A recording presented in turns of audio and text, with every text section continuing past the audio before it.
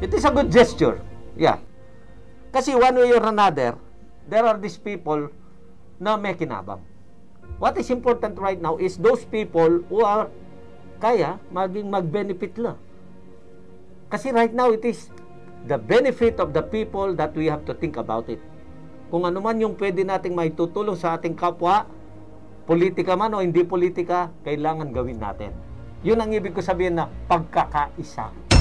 Pagmamahalan. So, ba't nidadaan mo sa kalsada? Bawal nga pumunta. Bawal nga magkita-kita. Bawal nga magtipon-tipon. Para sa akin ito, this is my personal point of view. Alam mo kasi, kahit kanya-kanyang bayan, kanya-kanyang lugar, iba-iba talaga ang kultura ng bawat munisipyo. Hindi naman pwedeng generalize ang pagsosolve ng problema ng bawat bayan. Ang sa akin, hindi pa rin pare-pareho ang strategy.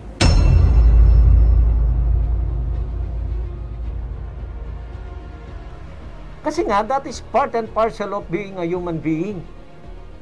Ito nga ang hinihiling ng Panginoon eh.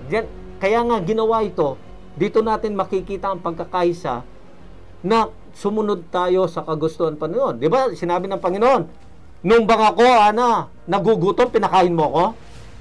Nung bang ako, nauuhaw, pinainom mo ko? Nung ako ba'y nagkasakit, binisita mo ko?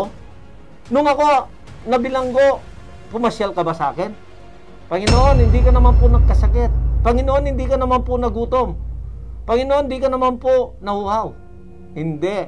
Ang ibig ko sabihin, kung anong ginawa mo sa mga taong nangangailangan sa ganong sitwasyon, para mo na rin ginawa sa akin. Yun ang ibig sabihin ng Panginoon. So whatever things, how little it is na ginawa mong mabuti sa kapwa mo, para mo na rin ginawa sa Panginoon. Well, the way I see, depende. Depende. I will not say yes, I will not say no. Kasi naman, may pagkain naman sa bahay yung tao.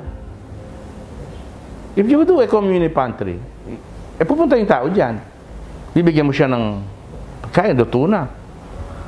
Ito hindi eh. May hanap buhay naman yung tao. At kung alam i-augment mo na lang kung ano may tutulong mo.